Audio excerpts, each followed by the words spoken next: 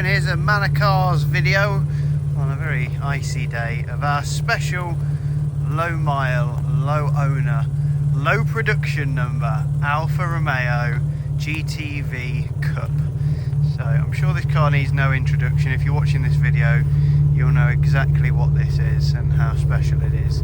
But I'm going to start by doing a full 360 degree overview for you. Then we'll go through the car together panel by panel, and I'll show you any imperfections, of which I was going to say very few of, but there's next to no imperfections. It's been extremely well maintained.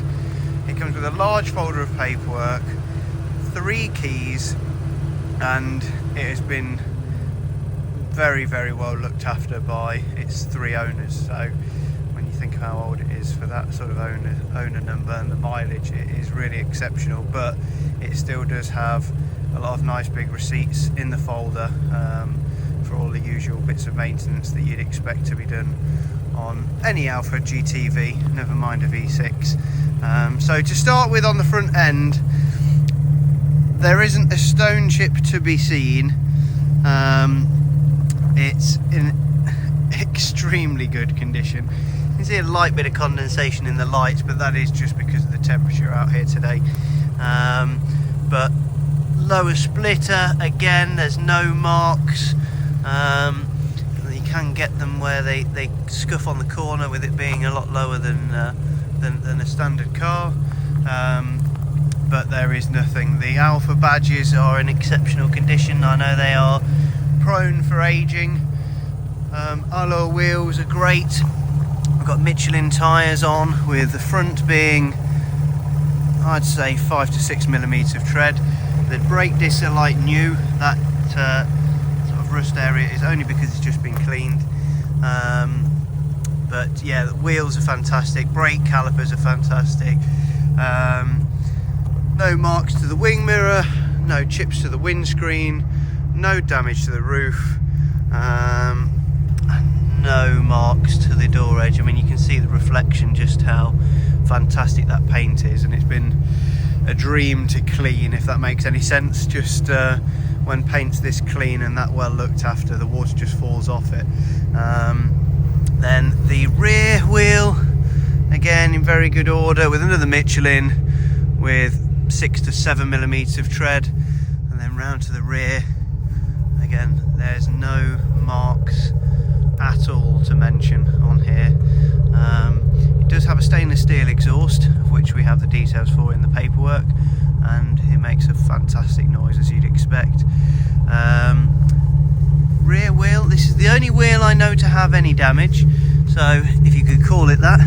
There's a very, well, tell a lie, no, it's not damage, it's some sort of polish that is rubbing off. But no, from first glance it looked like damage, but yeah, we just need to buff that off. Again, rear discs are in great order. It's just the surface rust from cleaning it. Having a look under here, you can see you've got Coney shock absorbers, the usual sort of surface corrosion on the wishbones, but nothing you wouldn't expect of this age. The chassis itself is absolutely fantastic, as are the sills. And then looking down this door edge, again, no marks at all, no dents to point out on either side. It is completely prang free, and everything functions as it should do. I'm going to do a separate video now, just with the bonnet popped, and then we'll go through the interior together, so just bear with me. Okay, here we are with the bonnet and boot open. So as you probably heard in the last video, we did leave it running just to show no nasty noises, no smoke or anything to worry about. Fortunately, everything is HPI clear. You can see the chassis legs, cross members are all in great order. Now, we haven't detailed under here. This is how it arrived from the previous owner, who cherished it as much as the other 2 owners did. And there could potentially benefit from a bit of polishing on the inlet trumpets there, but it's very minimal, and a very clean engine bay, and everything purring away as it should do. I I'll just go to the boot area. As you can see, there is no staining or marks to any of the carpets. The battery is located behind there, which it has been on trickle charge with its last owner and again with ourselves. We do have the spare wheel, the tool kit and everything you'd expect. And then if we go into the interior, now paperwork does show that the steering wheel was retrimmed by, I believe it was Royal steering wheels, with a lovely perforated side, the Italian flag on the bottom, and is as new, I would say, with the nice white stitching in. The seats as well are exceptional, with next to nowhere to the leather where you'd usually get in and out of, and the rear seats look like they've barely been sat in. A few like marks from, I think that's just water droplets where I was cleaning it. And the nice Alfa Romeo kick plate there.